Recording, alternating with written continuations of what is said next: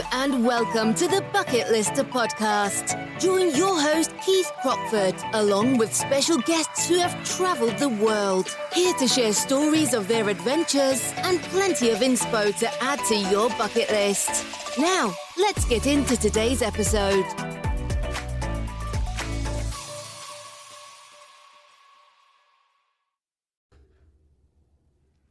Hello everyone and welcome to the first ever episode of the Bucket List podcast. The idea of this podcast is to bring on people who have achieved great things in their lives, done amazing adventures, and then they're going to tell us all about it. So today I'm very pleased to welcome to the podcast Rich Mayfield. Hi Rich. Hi Keith, how you doing? Very well, thank you. So Rich and I have known each other now for about 15 years. Rich currently resides in Spain as a climbing instructor and runs his own climbing instructor business and mountaineering business in Spain. But Rich started life in the army, living in Plymouth back in the 90s. And that's where I really want to start our conversation today. So Rich, you wrote a book back in around, was it 94, 95? The book is based in 94, but the book came out in 96. Okay, so I've got a copy of the book here, Kinabalu Escape, The Soldier's Story. So do you want to tell us where that book came from then, Rich? That's a long story. Basically, I was in the army from 87 until 95. The last 2 years I spent in Plymouth in 3 Commando. And as part of that, I was part of the expedition to Lowe's Gully on Mount Kinabalu in Borneo. At the time, we were specialised in mountain and Arctic warfare. And obviously, Mount Kinabalu is a tropical rainforest. And I'd never been into a rainforest before or a jungle. So for me, it was a very alien environment. And I remember on the drive in, I remember looking, because we all had some quite severe reservations when we started. I remember driving up in the road on the minibus, looking into the jungle. And I've never seen vegetation like that. Never seen anything quite so tight, so prickly, and so hostile. And I just remember thinking, I hope to God that this expedition goes well and that my fears are not founded, because fighting our way out through that is going to be nigh on impossible. So you were part of the team. How many were in the team in total? We started off with a 10-man team. There was an initial split where we went to 2 5-man teams. There was then a second split, which was accident. The first split was purposeful. The second split was an accident. So in my head, psychologically, we started off as a 10-man team, and we're fit, healthy, very strong soldiers, some of us, and we then split to a half our numbers. There was then a second split nearer the end to just me and my partner Bob. So psychologically, the next split would have been every man for himself. And the thing with me and Bob is, I went in at about 80 kilos. Bob, although he's very fit and very strong, only went in at about 70 kilos. So nearing the end of the trip, when we'd gone almost 10 days without eating, he was coping with the effects of starvation worse than I was. So he was losing the ability to walk and to communicate and to think cognitively all the way through. And I could look at Bob and think, in about 24 hours, 36 hours, I will be in his physical state that he is in now. So I could kind of plan a little bit. But it very quickly dawned on both of us, even though we never actually voiced it to each other, that when we died, Bob would die before me, and Bob would be with me when he died. When he died, I would be by myself, but I would have a timescale for my own death. So that would be about 36 hours. I would stop moving within 36 hours, and wherever I was, that would be it, regardless of where I was. Wow. So, I mean, this expedition was the first time Lowe's Gully had ever been investigated, wasn't it? There was, to my knowledge, there were 4 previous expeditions to ours. The first one, let me get my dates right. I think the first one was 84 by the 2 officers involved in our expedition in 94. And they attempted to walk up the gully onto the mountain. Unfortunately, they started in the wrong place and they went onto the wrong river, which just set me into, when I found that out at the inquiry, I just thought that was hilarious. They then went back in, I think it was 87, and attempted to come down the gully. They didn't succeed. They turned around and walked back out again. There was a Malay expedition with, I think, 4 Malay climbers who were never seen again. We just have to assume they were killed in there. And then there was another expedition by 2 English climbers who were jungle experienced, and they were 2 individual climbers. They attempted to do it. They were Robert Neill and Steve Pinfield. They attempted it, and they got to an area called New's Pools, named after Robert Neill. And that was the limit at the time of human exploration. From that point, they managed to climb out of the gully, and they descended into a different gully, and they actually managed to escape within 2 days of leaving the gully. So when we were in there, it was always a question of 2 more days. We can go 2 more days without eating, that's fine. But the 2 more days never actually started. Every time we thought about it, it was 2 days from now, not 2 days from yesterday or 2 days from 2 days ago. It was always 2 days from now. So we can do another 2 days. We can do another 2 days. And these 2 days just obviously became 4, became 6, became 8. Yeah. So going back to the whole start of this trip then. So you have to scale Mount Kinabalu first, and then abseiling off the other side is the route that you took, wasn't it? Yes. Now, and you talk about this team of 10, and obviously, at the Bucket List Company, we put teams of people together all the time to do trips. Nothing like what we're talking about here. But, and in a lot of our teams at the start don't really know each other. But that was the same for you on this trip, because didn't you have 3 foreign people with you that you had no clue who they were at the start? You literally met them at the start of the trip. That's correct. We started off, it should have been 6 British soldiers. I was drafted in at the last minute because of my military qualifications. Even though technically I wasn't required, because it was considered remote, they wanted the highest level of qualification within the team to basically act as the technical advisor, which is why I was brought in. We were going to be flying through Hong Kong. And as we flew through Hong Kong, if we just passed through without any interaction with any unit, we would basically have to pay our own way. If we offered places on the expedition to one of our units in Hong Kong, then that unit would have a responsibility towards the expedition. So they could take us under the wing, they could give us a bed and feed us and look after us and provide us with transport. So that would be definitely beneficial to the expedition. So on that basis, the expedition was supposed to offer 4 places to the, I'm not quite sure what the unit was called. It was they were Chinese Hong Kong nationals. In the end, there was only 3 because we picked up an extra person in the UK. So we're still a 10-man team. So we picked up 3 Hong Kong Chinese nationals. And as we did so, it was supposed to be down to me. We were supposed to spend 2 or 3 days in Hong Kong waiting for flights.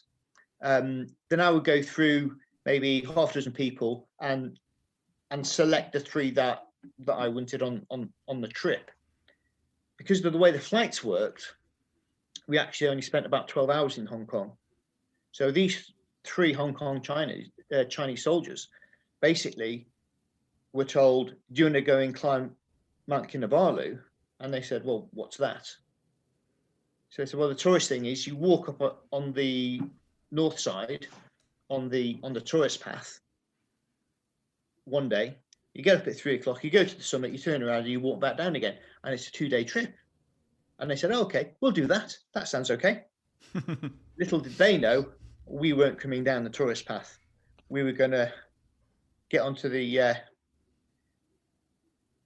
hard side of the mountain and try and descend this possibly one of the biggest canyons in the world, definitely one of the steepest.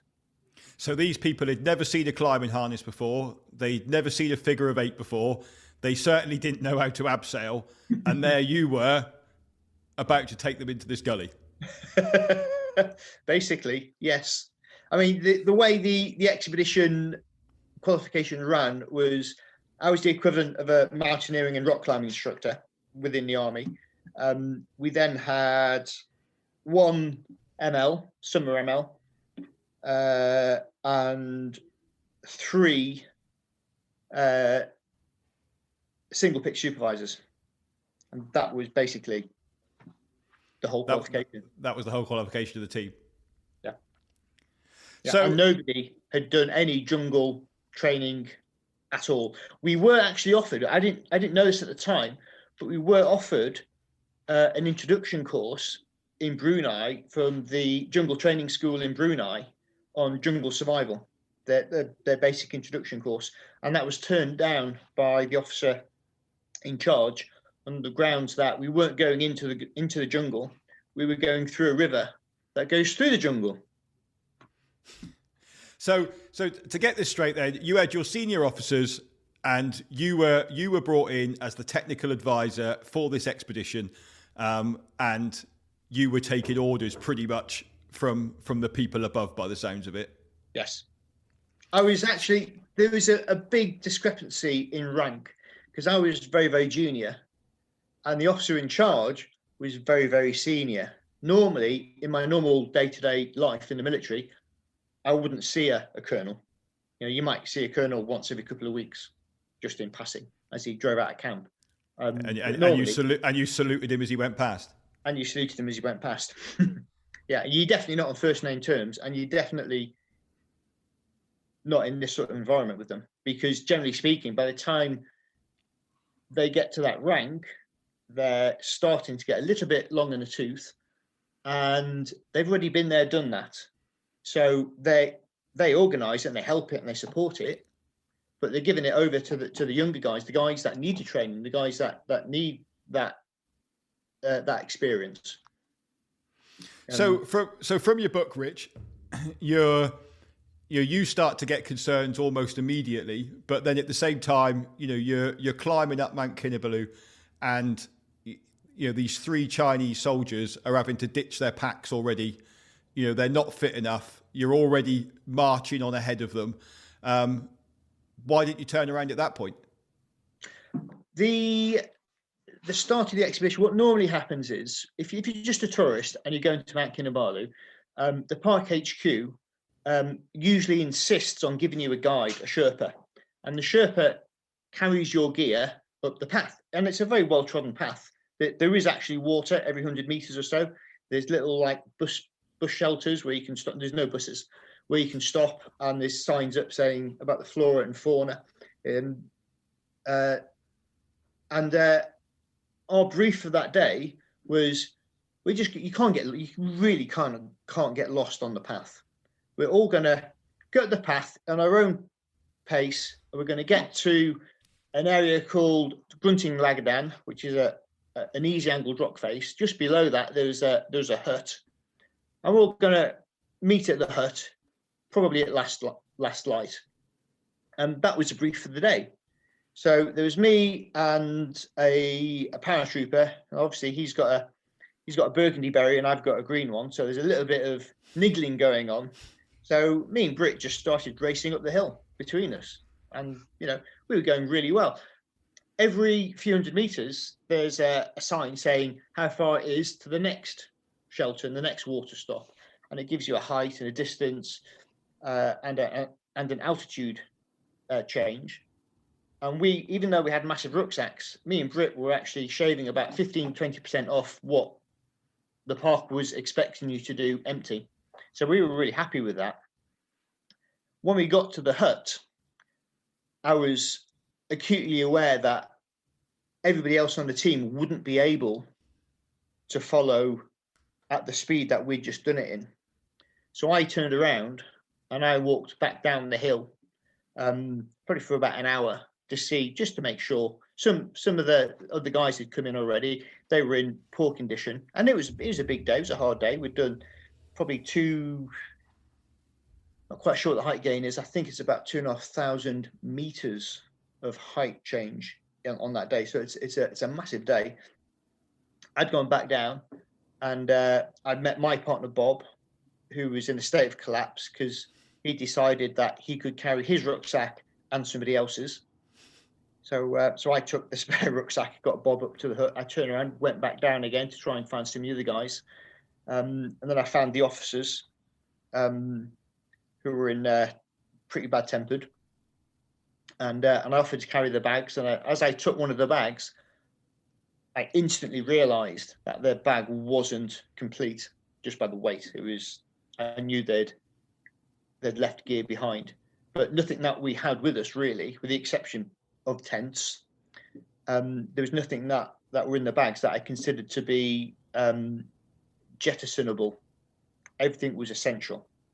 So apart from the tent, I don't really think that we could afford to start leaving equipment behind, especially not because this is day one. It's like, it's not like, it's hit the fan and we're all kind of running for cover. This is day one. You're still on the tourist track at this point. We're on the tourist track. This is day one. There's a water pipe every 100 meters or so. There's porters coming up and down carrying gas bottles every 20 minutes. It's, there's other tourists around. There's other guides around. We shouldn't be in this kind of condition on day one. When we actually got everybody into the hut, it was very obvious that two of the Hong Kong Chinese nationals, Chow and Victor, were exhausting casualties. I would have put the two officers in the exhaustion category as well. If they'd have been on a trip now, I would have been administering first aid to them and actually taking them out of physical activity and trying to get them down as quick as I could. So next day then, you're going to start going down into the gully. No. Go on then. The next day, because the two officers and the three Hong Kong Chinese guys had left all of their climbing equipment behind and a lot of their food behind on the tourist path. So the next day should have been, we walk up to the summit for sunlight, for first light. We watch the sun come up from the summit. We come back down about an hour and a half. We pop over a col, and then we come down onto the non-tourist side through an area called Easy Valley, and then we drop off the end of Easy Valley, which is kind of a truncated hanging valley, but it's truncated by wet water rather than glacier. And then it was going to be 2 single pitch abseils to get into Lowe's Gully. That was the plan. However, because we couldn't continue, because half the team had to go back down to pick up the gear that they couldn't carry on the first day, the colonel decided we were going to have a rest day. Now, I wanted a heads up here, and I wasn't very happy with the performance of the team and what was going on. So I said to the colonel, I'm going to go forwards. I'm going to go up the Padalaban rock face, which is a relatively easy, straightforward. It is for me as a climber. I'm going to go into Easy Valley. I'm going to go down Easy Valley and see how far I get. So I'm going to turn around and come back up. I said, I'm going to take enough equipment. I'm going to take my BV equipment and enough food and water to last me for about 36 hours. I said, if I don't make it back by tonight, don't worry, I'll be back by first light. If I'm not back by first light, that's when you panic. I said, so when everybody else can go and get the gear, I said, but I want to go and see what's coming because I'm not happy. And if I can recce the site and pick out the easiest way through for the team to get to these 2 single pitch abseils, then that is going to be very beneficial. Now, on their second trip, which was, I think, in 87, when they tried to come down the gully, they wrote in stones, just a pile of stones, RAOC, which is the initials of our old corps. So this was the lowest point they got during this 10-day expedition. As I ran into the gully, I got down to this big drop, and I'm looking at this big drop thinking, it's very hard to gauge this, but it's at least a few hundred meters, possibly more. I then turned around, and as I'm running back up the hill, back up Easy Valley, I'm not even in the gully yet. As I'm running back up the valley, I come across RAOC in stones, and I'm gobsmacked because I'm 36 hours into this, and I've just achieved what took them 10 days on the previous expedition. Not only that, they declared that they had gotten into the gully. I now have irrefutable proof that they didn't get into the gully. I now know that the information that the expedition is based on, I have proof that the information that this expedition is based on is at best flawed. Did you confront them about that then? Oh yes, big time. On an expedition like this, everybody's on first name terms. There's still respect for rank, but everybody's on first name terms. There was another issue here, which you'll find amusing. We were told that we couldn't bring any green equipment in, so anything that would identify as military, which I thought was a little bit odd, bearing in mind that we were actually a military expedition carrying out military training on foreign soil. So why can't we take military equipment? Now, technically, even though it's civilian orientated, technically all of our equipment has been provided by the military. Some of it might actually be green or black. Yeah. The reason why that was because they didn't actually have political clearance to enter the country as a military expedition. Okay. So without political clearance, we have to basically stay under the radar. Okay. Well, we'll come to that in a minute, but you certainly didn't stay under the radar on this one, did you? No, not under the radar, no. So you got back up to the guys then, and then we'll get back down to getting into the gully. So where did the breakup of the 2 teams actually happen then? On the next day. So technically now, we started off with 10 days worth of food. So the expedition was planned to take 6 days. It was a day up to the huts, a day to the summit, back down to the col, over the col into the canyon, and then 4 days through the canyon to get out at a little village called Kampong Manakap Kappa. So it was 1 day up to the hut, 1 day to the summit, half day up to the summit, half day into the gully, and then 4 days in the gully. That was the plan. And we would then also have 4 days of contingency. So if the gully was harder, we would have 4 days, which on paper seems quite reasonable. However, because we had the rest day on the second day, we've now lost one of our days. The Hong Kong Chinese nationals, they spoke reasonable English, but it wasn't perfect. And they were still under the impression that we were only on a 2-day trip.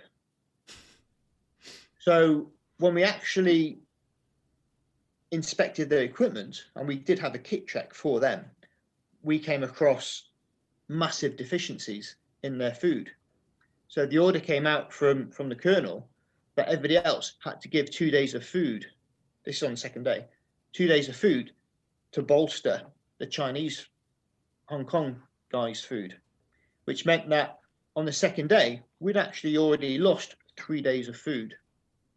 And we could supplement it slightly because there was a little bit of food that we could purchase up there, but it was very, very limited. It basically consisted of chocolate bars and a little bit of noodles, and that was literally it. So it wasn't a full ration by any stretch. So we'd gone from 10 days, and we actually lost 3 days before the end of the second day.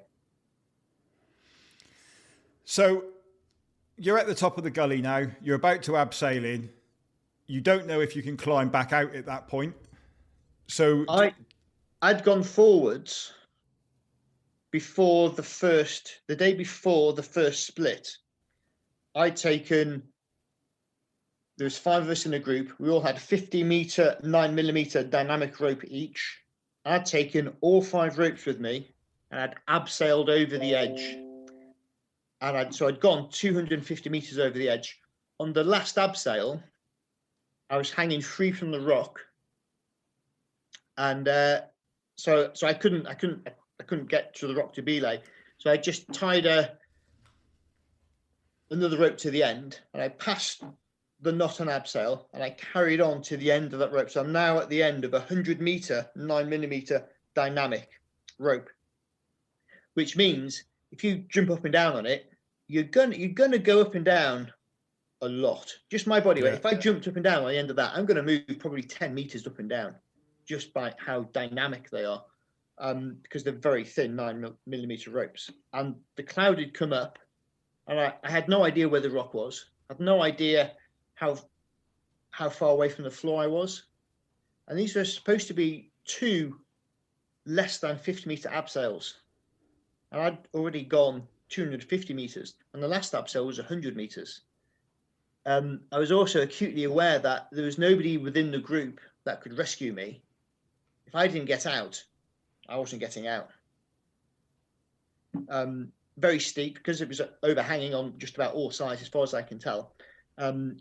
We also didn't have mechanical ascenders, so we were actually using very thin pieces of cord called prusaks, and I was using those to climb up.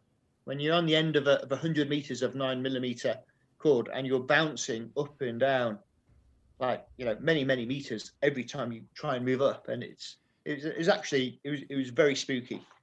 Yeah, very quite frightening. I had, on one of the other abseils, I had heard something very big in the undergrowth below me, and we're at probably just under 4,000 meters there. There's not supposed to be any primates that high. So I didn't see it, but there was definitely something very big in the trees. Definitely. So what do you reckon the actual total then of to get into the gully, meters wise? How far do you reckon the actual abseil was then? When we went back in '97 with Channel 4, we took. I'm going to talk in 200 meters here, because that's how long a reel of rope is. From that gap from Lone Tree, I think we used something like 1, 2. There's 2 there, 3, 4, probably 5. But one of those wasn't actually very steep. So 5 200 meters, so almost 1,000 meters. So to get from where they actually got to back in '87 to the bottom of the gully was nearly 1,000 meters of height loss. Over a cliff, yes. Yeah. Except where they got to wasn't anywhere near the top of the cliff. It was halfway up the valley. So when did you then separate out? When did you and Bob become on your own? Can we go back to the first split? Yeah. After I'd abseiled down, because we'd actually wasted another 2 days in the valley messing around. So we actually lost half of our food supply already. Me and Bob had decided that our food supply, the last 2 days, we would put ourselves onto half rations. So we'd be on about 2,000 calories a day for the last 4 days, which is okay. We start losing weight for sure, but we can cope with that. We're eating and we're still moving. We're at the top of this massive drop. I can't continue because my standing orders state that if I do continue, the ratio between someone with my level of qualification and everybody else, the ratio should be 2 to 1. And the ratio was actually 9 to 1. So theoretically, to continue would be to break my standing orders. And standing orders are there for a very good reason. You can't have a standing order that will do for absolutely every situation. But if you're going to break your standing orders, you better have a very good reason, because they are there for a purpose. So when I'd abseiled forwards and I came to this huge drop, I said to my team, my 4 guys, I said, we're not going over the edge. I said, we're almost out of food. This is at least 5 or 6 times bigger than we were told it is. It's massive. The expertise within the group isn't there. Nobody can pass a knot on abseil for a start. So we can't go the way that I've just been. I said, so I'm going to go back up first thing in the morning. I'm going to speak to the boss, and the expedition is finished. And I don't think he's going to be brave enough to order me to continue. So I went back up, because they're only about an hour behind us at this point. I went back up, spoke to the boss. I gave him a few other options. There was a few peaks that had not been climbed. They weren't on. I mean, we only had a very rudimentary map with us, and there was no such thing as Google Earth back then, because that would have been pretty useful. So I had identified a couple of peaks that I'm pretty sure I could have climbed. They didn't look that hard. And it's the holy grail of mountaineering, is to be the first to stand on top of the summit. Yeah. So I thought, if I can persuade him to do one of these summits, as we go back up to the tourist side of the mountain, we can actually resupply our food, reorganize, sort ourselves out, do a peak. Then the expedition's not going to waste, and it wouldn't be deemed unsuccessful. It would be deemed a success. So I came up with this option, and he said, okay, no, we're going to continue on down the gully. So I'd come to the conclusion that as soon as we started abseiling down, because we were going to run out of rope, we have to put in retrievable abseils. So every time we abseil down, we retrieve the ropes that we've just abseiled on. So by doing that, once we started pulling the ropes and we started abseiling, there is no return. We are systematically isolated from the tourist side, from the easy side. The only way through this gully, the easiest way through this gully, is to stay in the watercourse. Yeah. And we have no idea how hard or how difficult this watercourse is going to get, or how dangerous it's going to get, or how much it floods, or when it floods. And it will flood. We did have floods. Also acutely aware that we had no communications with the outside world at all. So we had no search and rescue beacons. We didn't even have flares. We had nothing. So even if we could organize a rescue or call for help, the chances of help getting to us was incredibly slim. But not just that. I was also acutely aware that there was nobody really within the country that was capable of coming to get us. You know, there wasn't even a climbing shop in Sabah. Yeah. So just trying to get the equipment together to come in to get to us would have been nigh on impossible. It would have to be sourced from outside the country. So did your colonel order you to carry on at this point? He gave me an order, and this order is literally burned. If you cut me in half, this order will be written in the middle of me. The order was to continue on down the gully and wait for him and the rear party at the bottom. I pulled my trump card out at this point, and I said, you can't order me to do that, because that contravenes my standing orders. My standing orders state within this organization, there has to be one of me to 2 novices, and technically it's 1 of me to 9 novices. So I can't be at the top to supervise people at the top and to run the abseil, and I can't be at the bottom to catch people once they've done the abseil. And if there's something technical in the middle, like a knot pass, I can't be in the middle at the same time. I can't be in 2 places at once. I'm good, but I'm not that good. So he turned around and he said, do I think I can get my team down safely? So I thought about it and I said, I can, but it wouldn't be legal. Maybe. I don't know. I've not done it. I've only done the first 250 meters. Said, I might have only been 20 meters from the ground, or I might be 200 meters from the ground. I have no idea. Literally, I couldn't see anything. I couldn't even see the rock that I was hanging off. Yeah. So he said, okay, proceed on down the gully, wait for me at the bottom. Now, as far as I was concerned, as I abseiled that day, I was moving to half rations. So from that point onwards, we were under extreme time pressure. There is no imminent danger to me at this point. Yes, I'd be hungry by the end of the day. No, apart from the objective dangers of being in a massive gully on a mountain, there's no immediate danger. So at this point, and I did contemplate assuming command of the expedition. Everybody with the exception of the 2 officers had come to me privately and said, if it comes down to it, they're going to follow me, not the officers.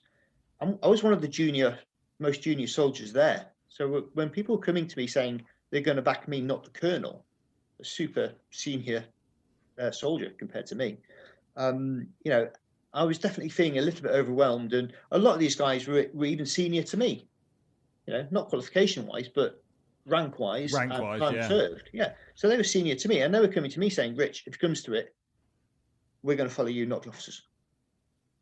And so I was feeling a little bit out of my depth. And when he gave me the order to continue, I was not happy. I was very, very not happy.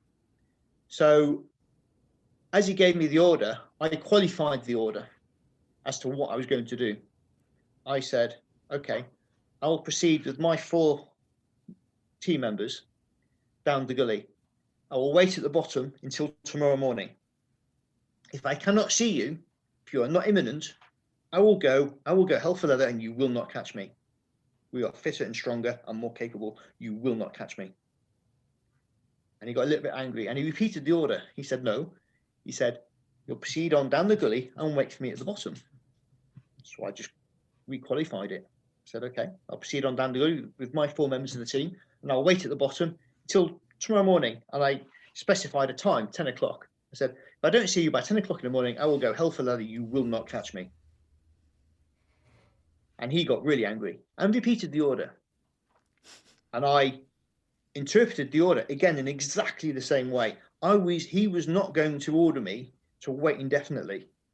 Yeah. When the time pressure was now so extreme. So when I got back to my team, they were fully expecting me because everybody was feeling the pressure. It was, everybody realized that we were in an incredibly serious position and that it could become life-threatening very, very quickly. And we could start actually losing people. And so they were expecting me to say, pack your gear up, we're going back up the hill, we're going out.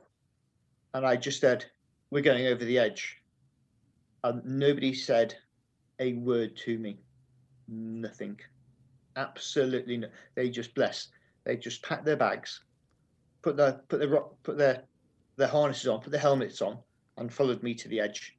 And literally over we went.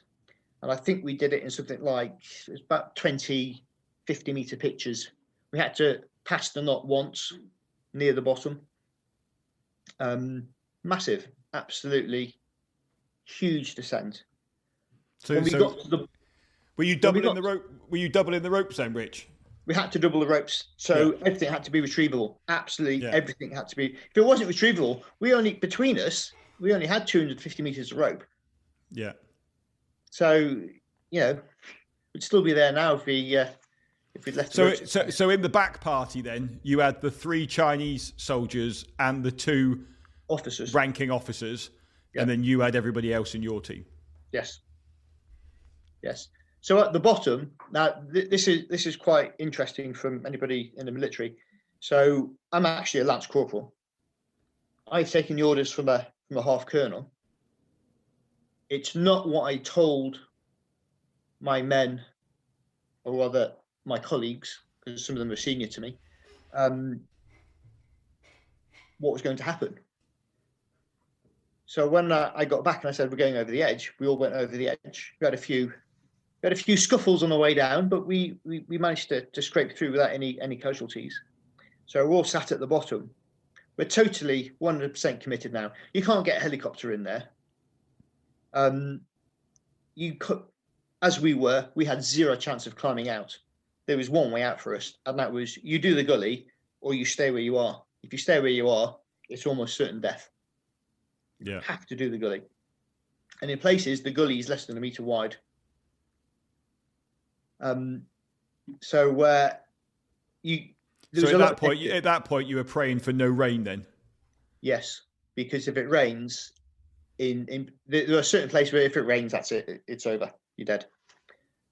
They turned around. Brit broke the ice. He said, "Right, Rich." He goes, "What are our orders?"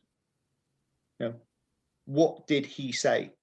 Because at this point now, everybody's career is now resting on the decisions we make. Their liberty, to a certain degree, is resting now on the decisions that we will now have to make. So I went through the whole thing of saying, well, he gave me an order. The order was to proceed on down the gully and wait. I fully appreciate that. His idea behind the order was I would wait indefinitely. I'm not prepared to wait indefinitely. I told him, and he fully understands because I told him 3 times, that I will wait until 10 o'clock tomorrow morning. Now, at this point, I'm the only person on the whole trip that has had the overview of what everybody else is thinking, because they've all come to me separately and privately and said, when it comes down to it, they're going to follow me. So at this point, I went through the order and I said, this is how I'm going to interpret the order. And there's a certain amount of panic in people's eyes because that was not in the nature of the order. That was not following the spirit of the order. And I turned around and said, look, guys, I said, you've all come to me privately. Then you could really see the panic in their eyes because I'm going to out everybody now. Yeah. But you've all come to me privately. You've all said, when it comes down to it, you're going to follow me. Okay, this is it. Okay, if everything goes according to plan, and let's face it, it hasn't so far, we're going to go, because we've now only got 3 days of half rations left. If everything goes according to plan and is super easy and goes really quickly, we're going to go 1 eating after going 3 days on half rations. I said, to be honest with you, I said, there's no guarantee if we go now, we're going to survive this. Every second we don't go is a nail in the coffin. Yeah. From this point on, okay, I will be doing absolutely everything and I will sacrifice safety for speed because speed is going to be our greatest weapon. The only way we're going to survive this is to be fast because we will run out of food. I said, so it's up to you. I said, you can follow. I said, I can't order you to follow me. You've all come to me and said you're going to follow me. Fine, fair enough. I said, but ultimately, it's your choice now. You can stay here and wait for the officers to catch up. I said, I don't believe they will catch up. And if they do catch up, it's going to be several days at least. I said, yeah. If we get out of this and we survive, I said, and I get court-martialed for disobeying a direct order, so be it. And if I don't get out of this and I die in here and I get court-martialed, I don't really care because they're going to be doing it posthumously. I'm going to be dead. I don't care. I said, it's your call. I can't order you to follow me.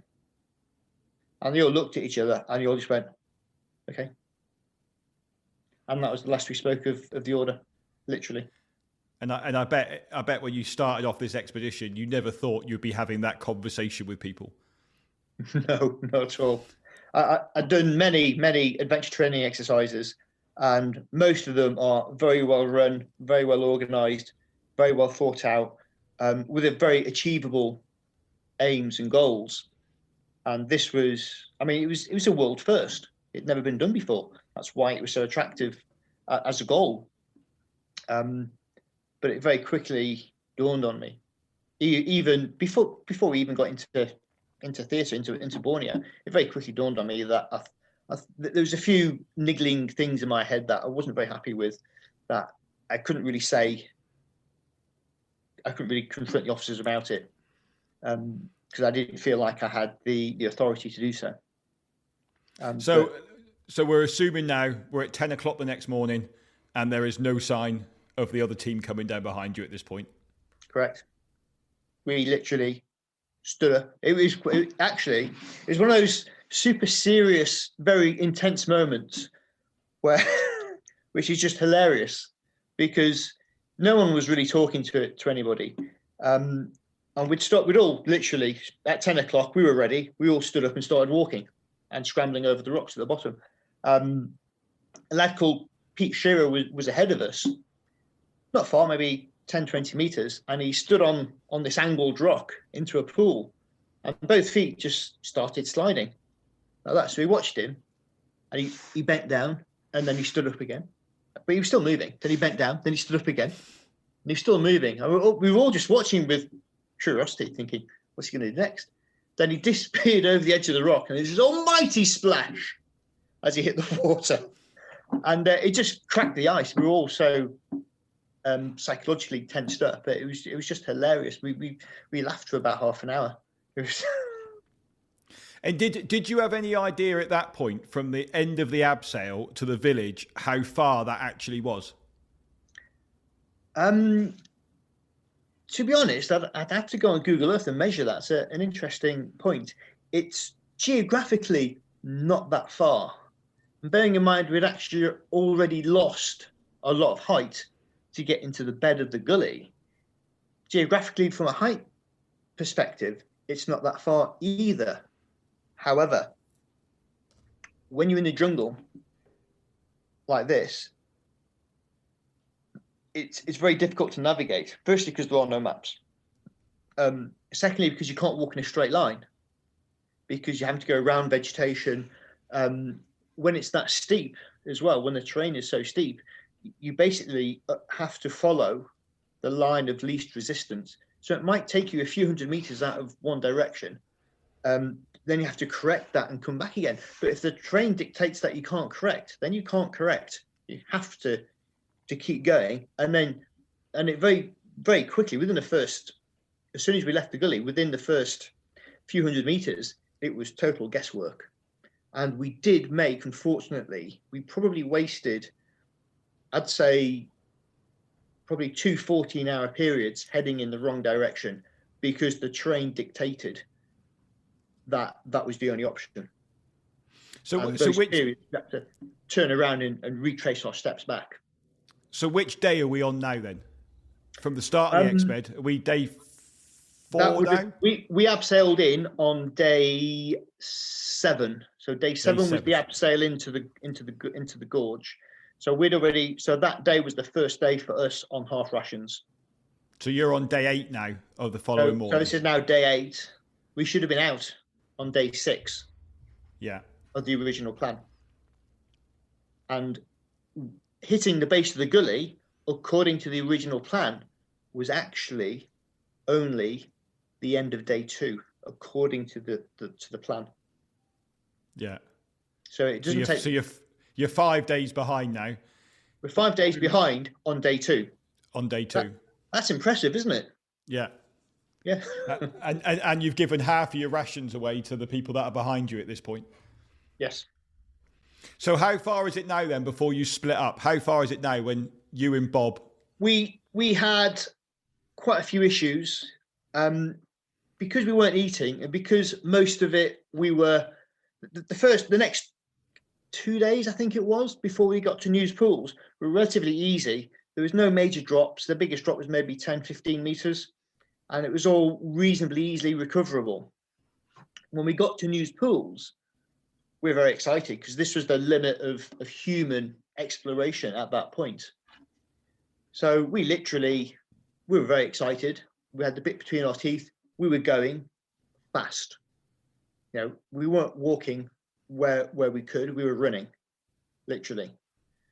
We got to News Pools. There's a short, maybe 7 or 8 meter abseil in. So I got a rope, threw it over, abseiled into the pool, swam the first pool, which was quite long, maybe 30, 40 meters. Not fast moving water, but moving water. Everybody gets through, really excited. Like, yeah, this is it. I remember thinking, I've just used a whole 50-meter rope to do less than 10 meters of abseil. I thought, I can't waste that rope there. I can't waste the whole rope on such a short abseil. We're probably going to need that. So I put the machete, the jungle knife, which is a good kind of meter-long sword almost, in my mouth. I start swimming upstream. And I remember thinking, now I'm a commando. This is what it's all about. And I managed to get the rope up. I managed to coil the rope up. I got half out of the water, and this is a dynamic rope. So in order to cut it, I'm going to have to make it taut. So I pulled the slack out of the rope and put some tension on it, got the big machete, and I cut the rope with the machete. And as I cut it, the rope that was left, the rope that the others were going to have to abseil down, sprung up about another meter above my head. So, and it just made me laugh a lot, because when they came down, they would get to the end of the rope before they got to the water. So they would have to literally just let go of the rope and drop the last 2 meters or so into the water. It was safe enough, so I wasn't concerned, but it just made me laugh that I was kind of, at this point, it wasn't deliberate, but at this point, it felt like I'd stitched them up a little bit. Yeah. And then swam back to the others. The end of that day, and I have tried it actually, the end of this day, we were all hypothermic. We decided that because we were having to jump the waterfalls, throw the rucksacks off first, jump the waterfalls. At some point, we concluded that someone's going to hurt themselves, and it's not fair for one person to constantly take that risk. So to avoid psychological injury or stress to one person, we were going to take it in turns to jump. And if you jumped wrong and broke a leg or hit something on the way down, you could shout up, jump this way, jump that way, or I was lucky there's a big rock there, don't jump to the left or to the right. At the end of this day, we were all hypothermic. We were all shivering uncontrollably. And Peter had let his rucksack go over the edge of the next waterfall. Now, up until this point, all the jumps and all the slides had been relatively, you could see the bottom. You weren't quite sure how deep the water was, especially if it was white water. But it was definitely adventurous and definitely outside of anybody's comfort zone. But you could see where you were going. This next waterfall, you couldn't see. You really couldn't see. So it might only be 10, 20 meters. I suspect not. I suspect it was going to be much, much bigger. So I actually made a daisy chain of people, because it's a granite mountain, so all the rock is water-worn granite, so it's actually quite smooth. So I laid everybody out holding on to each other's legs in like a big human upside-down ladder going over the edge, and I crawled over the top of everybody. And I can't remember who it was, I got the last person to hold on to my ankles, and I crawled right to the edge, and I'm craning up, trying to look over there. I can see maybe 30 meters, maybe more, but I still couldn't see the bottom. So falling 30 meters, if you hit something, that's it. I don't know how deep the water is at the bottom. I don't know whether you can get out the bottom. I have no idea. Don't know whether it's 100 meters or 200 meters. It could be anything, this. It really could be anything. I couldn't see Pete's rucksack, and he'd let it go over. So we all climb back up again. And I said, I'm really not happy with this. Nobody wanted to jump. Nobody wanted to be first. So I said, well, the only option really then is for me to climb out. And it's not far, maybe 15 meters up, I could see that there was some vegetation. So if there's vegetation, there's going to be a ledge because there's going to be topsoil. So I just decided that, right, okay, everybody sit on this. There's a little bit of ledge in the water. You couldn't get out of the water. There's nowhere to actually get out of the water here. So I put the 4 guys on this kind of sunken ledge, sat down. I wrapped the rope around them as a massive bollard anchor. And I said, if I fall, try and stop me. So the chances are you won't be able to. But I'm thinking now, okay, I'm going to fall further than they're going to have to jump. But ultimately, they're going to slow me down. So when I creep into the bottom, whatever the bottom is, I'm going to be going slower than them guys, I hope. So anyway, I actually managed to get to the vegetation. In 97, when I went back with Channel 4, I attempted to do that wearing rock shoes as a climb, and I couldn't do it. I fell off it. As you climbed up, I actually climbed up over the drop to get to this little patch of vegetation. I remember looking down, and it was actually 50 meters, bang on 50 meters, because a 50-meter rope only just got Pete into the water to retrieve his rucksack. Right. And at the bottom, so we would have survived the fall.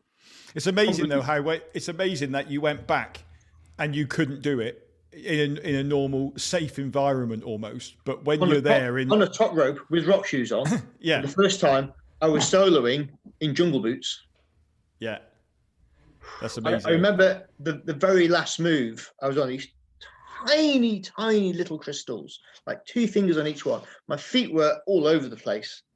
And there was a root. I had no idea. It wasn't much thicker than maybe 2 or 3 fingers. And I remember thinking, as long as I get to the root, but I was totally aware that as soon as I let go of one hand, I was going to fall. And I literally just came down and I just popped for the root. And I hung the root, obviously. I'm still here. And I hung the root and my heart was going, oh my God, my heart was going 10 to the dozen. That was absolutely petrifying. Just lucky that root was in the rock somewhat. Yes.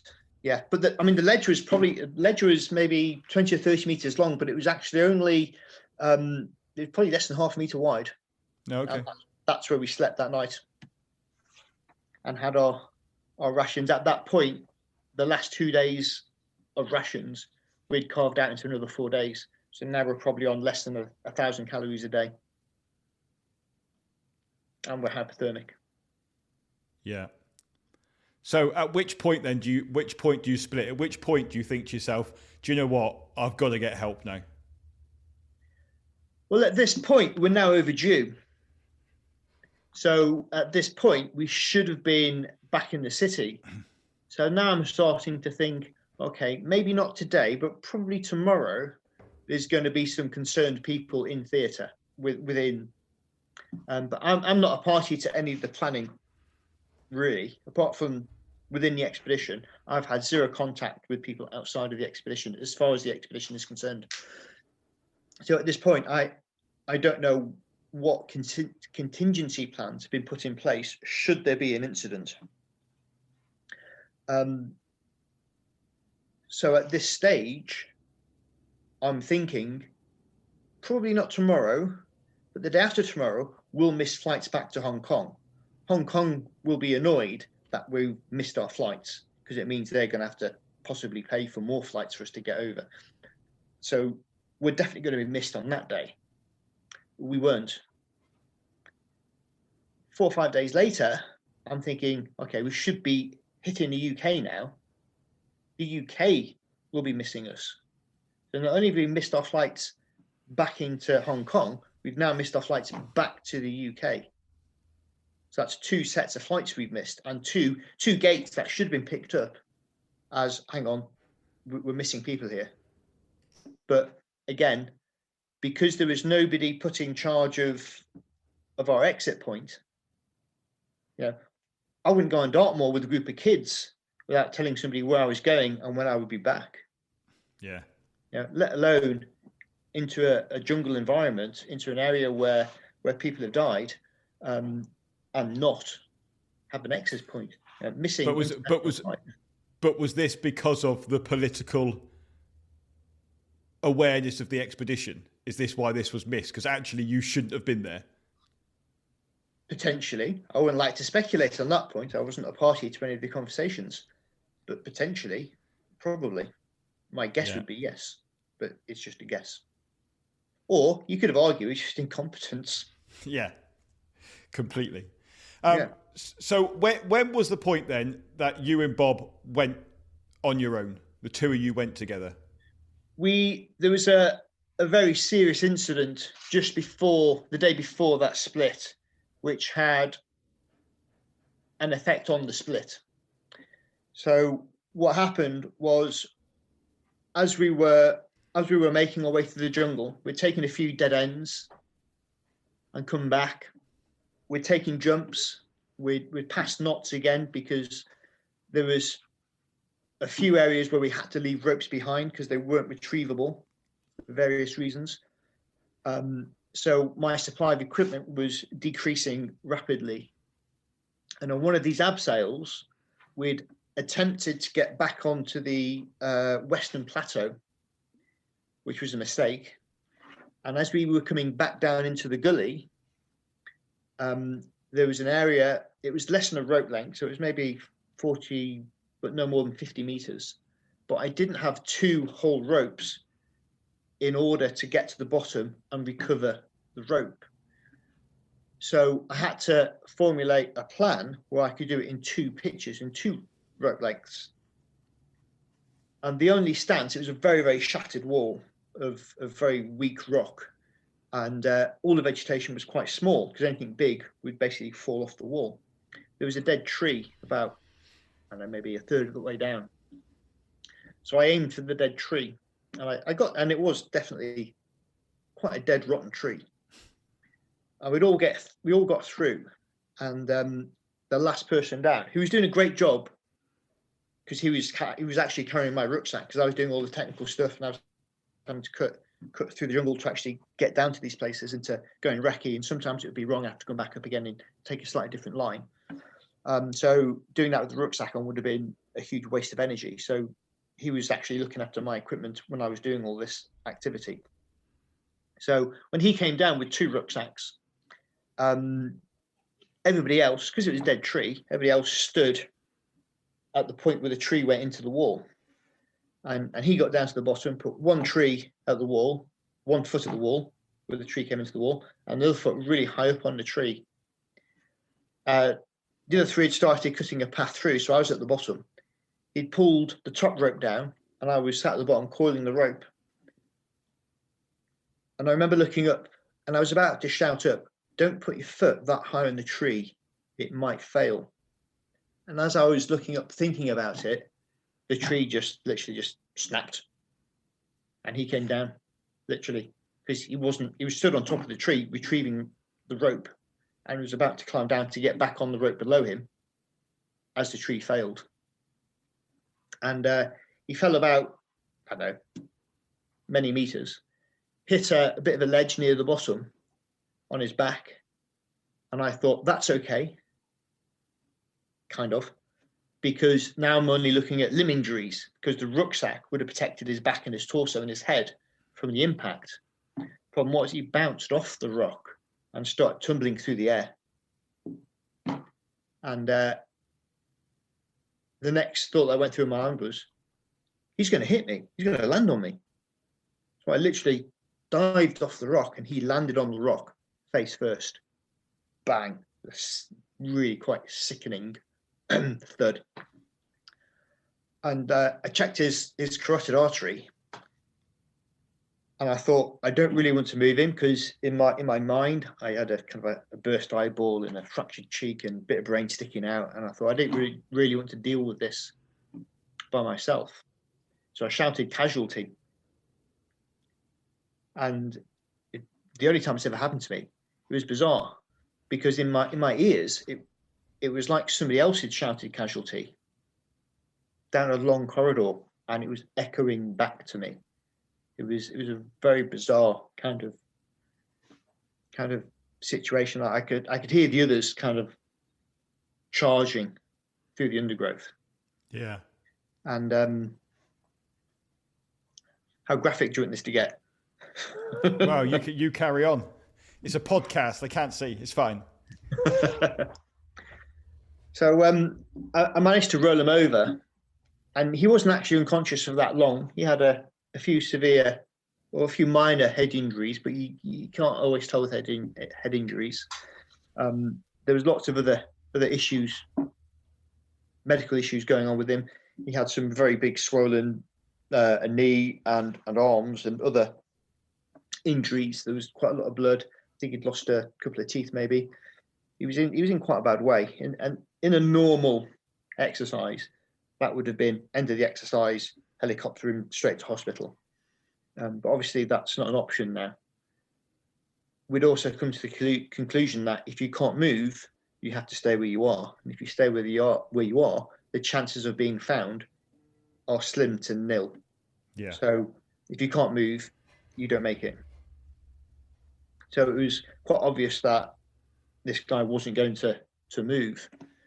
And one of the other team members turned around and said, well, we should just leave him here. So I said, well, we can't leave him here because, it's a casualty. We can't leave a casualty. Rule number one is you don't leave a casualty. Yeah, exactly. Not by themselves. And so this guy said, well, who are you going to leave behind? He said, it can't be me because I'm needed at the front to do all the technical stuff and all the climbing. I said, yeah, okay. He said, it's not me, and I'm senior to you, so you can't order me. Well, fair enough. Starting to pull rank now at that point. Started to pull rank at this point. And he turned around and says, are you going to order somebody else to do it? I'm like, well, not really. You've just pulled rank on me. Yeah, you just pulled rank on me. So Pete's solution was, if it's obvious he wasn't going to survive, then how's that person that we leave behind with the casualty going to feel when he's left in here by himself with the casualty, with no food, with virtually no chance of rescue, and then the casualty dies on him, and he's now left in here with a corpse? Yeah. How's he going to feel? I'm like, fair enough. I'm like, okay, well, what do we do? So he said, well, we should just finish him. Yeah. Euthanasia. In my head, I wasn't quite at this point yet. I appreciate it's a valid thing. However, at this point, I wasn't quite there in my own head yet. And this guy had passed that point, and he was there. He said, well, we should just finish him. So I said, well, technically that's murder. And he lost his temper. He said, who's going to know? Who's going to know? You're not going to find his body. And even if we all stick to the same story, he was killed in the fall, you're not going to find his body. What difference does it make? And if he's going to die anyway? Little did we know, because this conversation was getting a little bit heated. At this point, Peter had actually come round and was listening to us. Oh. How's that for a mind screw? And he actually stood up, shakily, walked in between us, and we both kind of like stared at him as if to say, oh my God, dead man walking. And he just looked at us both, pushed past us, and started walking. Bit of a motivation speak, isn't it? Talking about finishing you off. I'm getting out of here now. Yeah, it's like, right, you two can carry on about talking, killing me, but I'm going to keep walking. Literally, nobody said another word, and we carried on going. And to his credit, to both of them credit actually, the casualty was very well looked after by this other guy.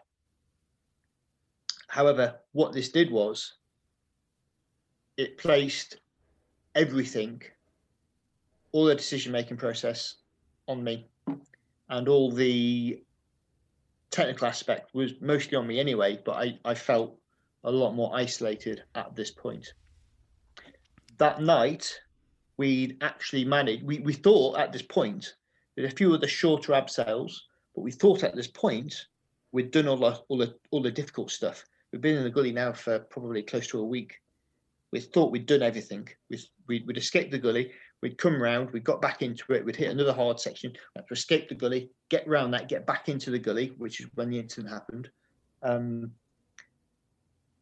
Now we're thinking, okay, we're out now. 2 more days, and we can get to the hut. And after one of these abseils, shorter abseils, I moved forwards to try and recce a path again, and I came up against another huge abseil. And at this stage, we didn't have enough rope to do the abseil. Just not an option. So at this point, we are now geographically stuck in the canyon, in the gully, in the gorge. We don't have enough rope to continue. As I'm coming back up, I actually find a very, very faint path and some knife cuts in the vegetation, old knife cuts, but definitely knife cuts in the vegetation. So I go up a few meters and it's definitely some kind of path, some kind of access. So now I'm thinking this must be a way out. And it's on Mount Kinabalu is actually a single massive.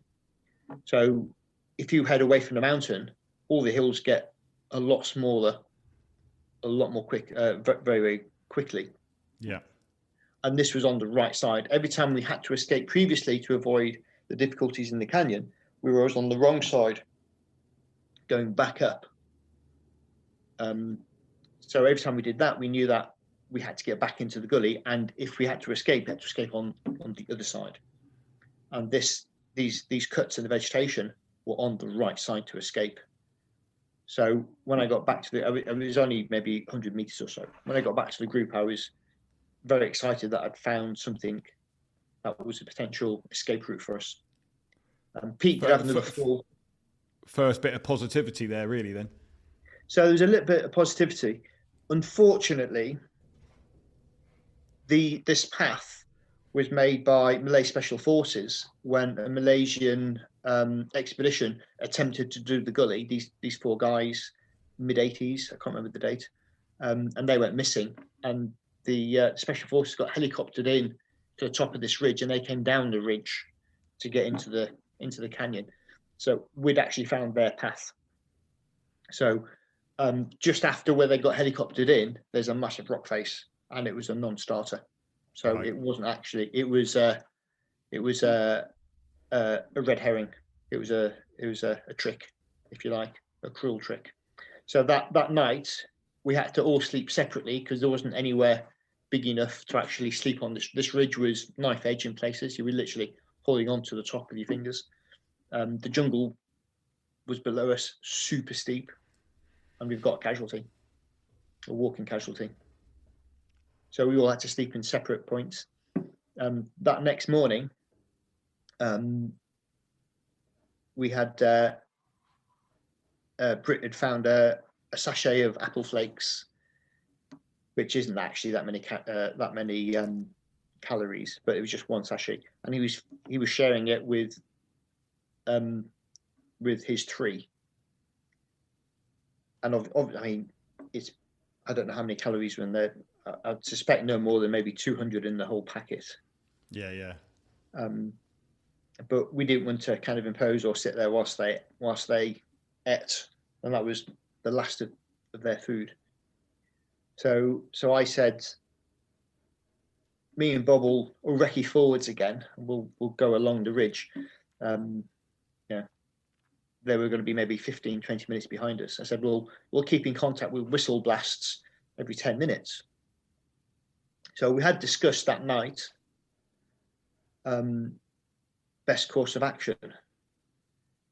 So it was mostly between me and Brit. Brit was saying we should follow the path because it must go somewhere. In reality, it didn't go anywhere, but we didn't know that at the time. I said we should follow the path, but if the path doesn't go anywhere, we should drop down away from the canyon and get into the smaller hills and try and work our way out through the smaller hills. Brit didn't like that option. I didn't like that option for the same reason. It was because when the rescue came, they wouldn't be looking there. They would be concentrating in the gully. So the chance of our rescue from that point would have been nil, 0. So it really was do or die at this point. So at this stage, we were all contemplating, why aren't the helicopters flying? Why isn't there a rescue for us? Why is no one looking for us? We should have been in the UK last week. Yeah. What is going on? Little did we know that there was no rescue operation at this point. We hadn't been missed. Nothing was coming. So that next morning, we recce'd forwards. We heard whistle blasts. Everything was good. Then the whistle blasts got further away. So Brit's preferred option, was either walk the path or go back to the gully. That was his plan. I was saying we should walk the path, see where it goes. If we can't do that, we should then leave the gully. At this point, I was starting to think there wasn't going to be a rescue for us. In which case, we have to go for it totally, more than we have been doing, and exit the area where any search would be occurring for us. But by doing so, there was 0 chance for a rescue. Yeah. At this point, I was starting to think there wasn't going to be a rescue anyway. So did it matter whether we left the area or not? It was almost irrelevant in my head at that point. So as we started wrecking forwards, we had whistle blasts for maybe an hour or two. But then they got further away, and it was actually quite difficult to tell which direction it was going from. So in my head, and in Bob's head, my partner, we'd assumed wrongly that they just turned around and said that we're going to walk back to the canyon, ditch those two, walk back to the canyon, and we're going to follow the canyon. And that's what, quite irrationally, because they had the casualty. In their heads, they thought, bloody hell, they've jumped straight to plan B, gone off the ridge and away. What actually happened, and we only know this now because of the inquiry, what actually happened was we followed the ridge, and it is a knife edge ridge, until it finished, which was only about an hour. It wasn't far, because when we turned around and went back, we actually went back to our camp, or the area where we slept on the ridge the previous night, and they weren't there. What actually happened was the ridge actually parted, and there was like this funny kind of chicane feature on the ridge. Right. Super rare. They're taking the right-hand fork, and we're taking the left-hand fork, because they said they went uphill for another, I can't remember, it was quite a few hours, definitely more than 1 hour. It was quite a few hours. And when they got to the top, they said they found a helipad next to a massive rock face. We didn't find a helipad next to a rock face. We just came literally to the end of the ridge, and it was a massive drop. So what they were saying, what we were saying, didn't tally.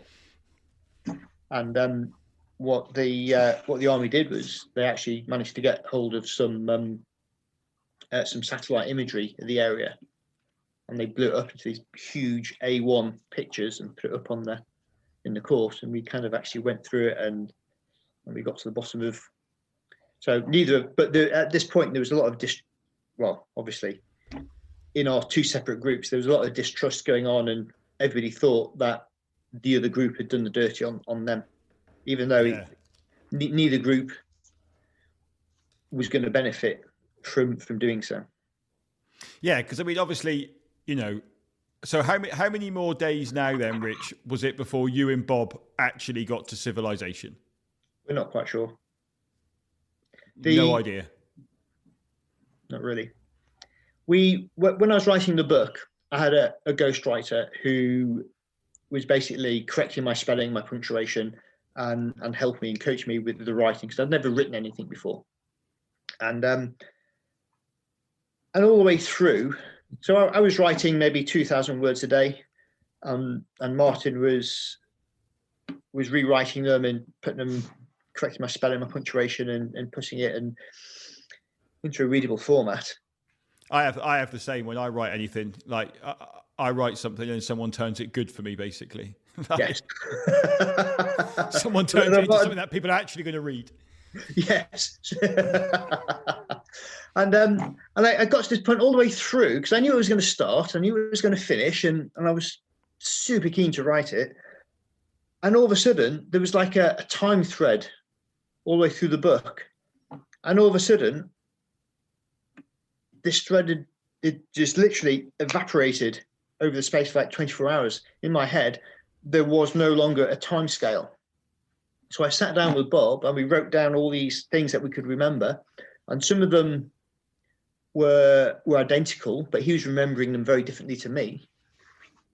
And then we sat down and we drank beer with Martin, my ghostwriter, and we basically disproved each other for the whole evening and got quite drunk. And I wasn't paying Martin to do this, to be my ghostwriter. And I said, and Martin turned around to me. He was in a panic now because he had invested about 8 months of his life into this project. And he thought, I didn't have it in me to get it out. So he turned around and he said, okay, he said, you've got this big list. You've got this synopsis, this big list of all these events. I said, yes. He says, write them as a series of independent essays. Don't try and link them. There is no timeline. Just write them as an independent item. I said, okay, I'll try. So instead of doing my 2,000 words a day, which is quite a lot, I dropped off to maybe a few hundred and I'd delete them. And then after he said that, the next day, he turned up. I was working as a security guard at an abattoir. I was out of the army by this stage. And he turns up, he says, did you get any words done? I said, yes, I've done 12,000 words. 12,000 words. And he laughed. He said, seriously, how many words have you done? I said, 12,000. I've actually done 12,000 words. And he looked at me, his face dropped, and by the time we got to the end, because then I was back into the flow of it.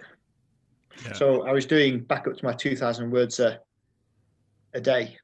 So poor Martin now had like a week's backlog of work. So when I got to the end, and I literally fell over, Martin still had an extra like 2 weeks of work to go because he had other areas to work on as well.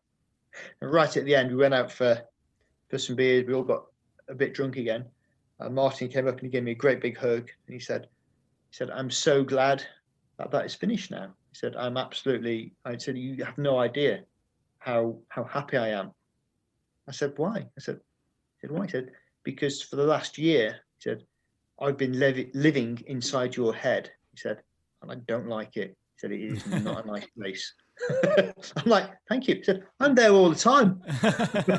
There's no escape for me. So you and Bob walked out.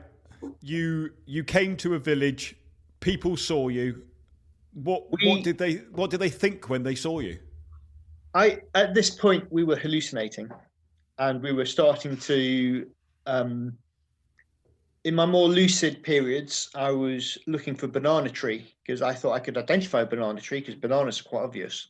In my less lucid moments, I was looking for a 6-foot box of Alpen. I didn't even like Alpen. And a black and white Frisian cow because obviously you can't eat Alpen without milk. Yeah, not that I've ever milked a cow, but anyway. When we actually came across the village, we could actually hear Christian hymns being sung. So this is a village with no road to it.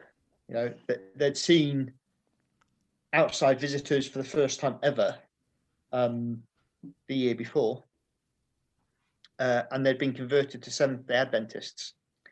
So I could actually hear Christian hymns. I could hear Christian hymns, but as I was listening to them, I thought I was hallucinating because that's just ridiculous. Yeah. Of where you were.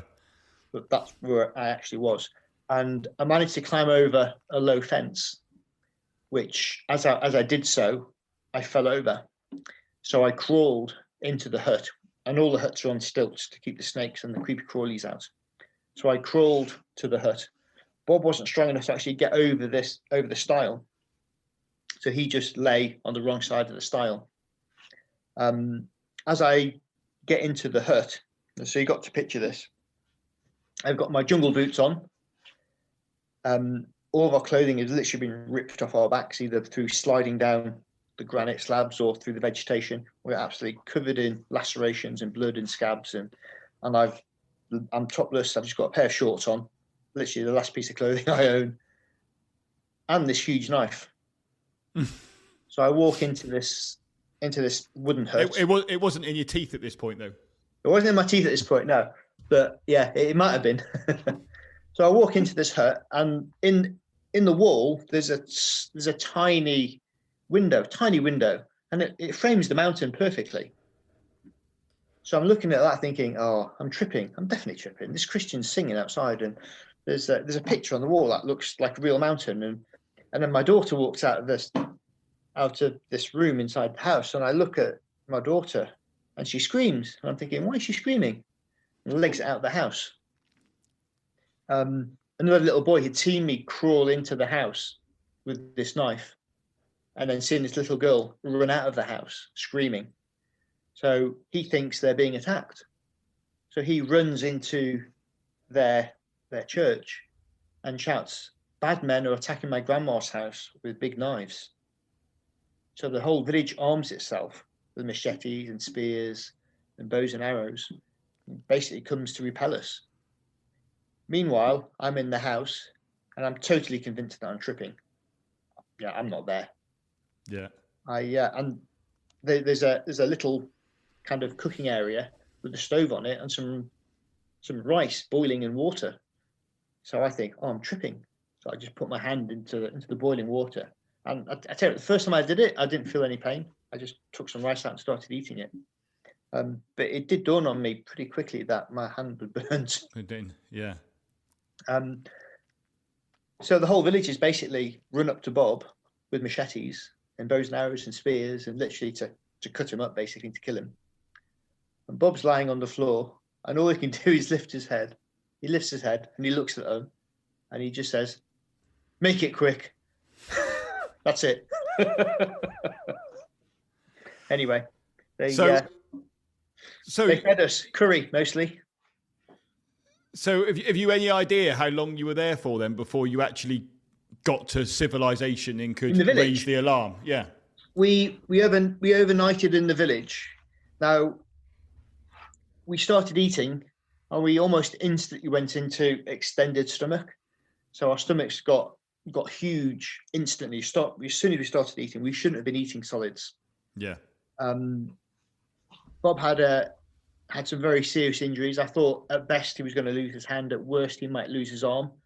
He had gangrene in his fingers, and they treated him. They treated both of us, and then we basically couldn't move. We had massive extended bellies, and we really, really, really couldn't move. And we don't speak Malay. They don't speak a word of English, and we managed to convince them that we had to get to the city, to Kota Kinabalu, to the city. So in mostly sign language, they said they will take us there in the morning. So we come out of the jungle. We got to this village. We started eating again, which was incredibly painful. In order to get to the road, we had to leave the village on foot to get to the next village, which involves going back into the jungle. Oh. Now, in my head, that was psychologically, because this was a little oasis of safety. We were going to leave this oasis of safety in order to escape properly. So psychologically, it was one of those things where you just literally you just stuck it up. You got this massive voice in your head saying, "Do not do it," but you know you've got to. You just got to ignore the voice, ignore the rationale of leaving safety to go back into the jungle. So you got out that far. It wasn't actually that far, but so you managed to get out, and then you actually initiated the largest ever peacetime mountain rescue operation, which involved which involved over 1,000 British and Malayan military personnel to go and find the others. Yeah, sorry about that, everybody. Yeah. We, Well, they suddenly knew that you were there now. well, I was quite surprised because the first thing I did when we got out was I phoned my wife and my parents to let them know that I'd survived. And I spoke to both of them. I said, "Have the police been around yet?" And they said, "No. Why? What have you done?" I said, "We've been missing for like 15 days. They're missing where?" It was like, "Really?" I said, "Right, okay." I said, "Look, I'm okay. I'm going to survive. I don't have any life-threatening injuries." I said, "But this story is going to be big in the press." So, there aren't very many Mayfields around. If you find a Mayfield, they're going to be related to me more or less. I said it won't take them long to find you, so please don't say anything to the press. The only phone numbers we got the park HQ to initiate a search within the park, to no avail. Obviously, they were still in there. We basically phoned our units because that was the only numbers we had. The closest British military establishment to us was the SAS Jungle Training School in Brunei. However, you try getting to speak to anybody there from a foreign civilian exchange, even if you got through, which is highly unlikely, but even if you did get through, they wouldn't even entertain saying good morning to you. They would just literally put the phone down. It would have to come through official channels. So I phoned up my Sergeant Major back in Plymouth, back in 3 Commando, and I said, "Sir," I said, "it's Corporal Mayfield." He said, "You're late." I said, "Fuck the late, sir, it's worse than that." He said, "What do you mean?" I said, "We've lost a colonel, a major, and 3 Hong Kong Chinese nationals. We've got 2 hospitalised casualties and 3 walking casualties, and I'm a walking casualty." And he just went quiet on the end of the phone. I was like, "Hello? Hello?" He said, "What do you want me to do about it?" So you go tell the boss. Boss can go up to the OC, to the CO. CO can send it all the way up the line, and John Major can get on the phone to whoever his counterpart is over here. And I said, "While you're at it, can I please have the phone number for Jungle Training School in Brunei?" Anyway, so we all, it was annoying because this was over the weekend. So we had to wait until the Monday to call our units because everyone was closed otherwise. Yeah. So I thought, well, okay, we call the units, but because of the time difference, we had to wait until 3 o'clock local time in the afternoon. Before it was 8 o'clock in the UK, we could actually get through to somebody. So we were at this point, we were desperately hoping that somebody, was going to find them alive and well, probably drunk in a bar somewhere, before we had to send the balloon up. And it's an amazing adventure that you had. Not one that you would obviously plan to have, but one that you can look back on now. And if you type in Lowe's Gully or you type in Richard Mayfield into Google, it brings up all the stories. And obviously there was a huge inquiry over this. To start with, you were booted out of the army, and then in the end, I wasn't booted out of the army. Well, you weren't booted out, but in the end, you were looking at a formal discharge at one point, but actually it then reversed it for you actually receiving a accommodation for bravery in the end. So, but it took, obviously there was a huge battle at the end of it, in terms of, the ranked officers over you, and and obviously, people can type it into Google and read the reports, and you've written your book. The colonel's written his book, and then somebody's written a book in the middle that actually tells it from a mutual perspective in terms of, That neutral perspective from the author is Richard Connaughton. Yeah. He's a retired colonel. He was in the employ of General Cordingley at the time, and it's basically the post-expedition report. If you get hold of a copy, I think they only printed 2,000 copies of that book. I have got a copy of that book. Have you got a copy? Is it signed? I've got a copy of that book. No, it's not signed, but and obviously it kind of, that whole thing changed your career in the army, really. You didn't stay in very long after. It very much killed my career completely. It was when you have a psychological injury, and I was psychologically injured, everybody was. One of the biggest things that affects your recovery is the environment you're in immediately after the incident. So if you're in a very supportive, friendly, safe environment, then your recovery will be rapid and fast and as complete as it can be. I'd come out of that environment and more or less stepped into a major witch hunt. Yeah. And the army looking for a scapegoat. And at one point I was looking at 4 to 6 years in prison, in military prison, in Colchester, because I had disobeyed a direct order. Yeah. I could argue, and I did argue, that the order was given was unlawful. However, it's not down to me to decide whether my orders are lawful or not. No. It's down to the person issuing that order as to whether that order is lawful or not. And it depends very much on the interpretation of that order. I did carry out the order to a certain degree. I carried it out to exactly where I said I was going to carry it out to. Yeah. And ultimately, if you hadn't have got out, then there wouldn't have been a rescue. There wouldn't have been a rescue. So no, hence nobody would have survived. No. So hence why you received your formal commendation of bravery, and you then wrote your book to tell your side of the story. Obviously, like you say, there are other versions out there, but if you do read the Connaughton book, it airs completely on the side of your book. They're kind of mirrored very well between the two versions of stories. And then then after you left the army, then you packed up your Land Rover and you drove to Spain. I set myself 3 goals when I left the army. One was to write a book, which I thought was highly unlikely. One was to go back and do the expedition properly on TV, which I also thought was highly unlikely. But I went back in 2 times, once with ITV and once with Channel 4 and we actually did it properly, completely with Channel 4 in '97. And then the last one was to sue the army for criminal negligence, which is what I was pushing for. And the army's never been sued for criminal negligence, so they settled out of court. Right. They will always settle out of court.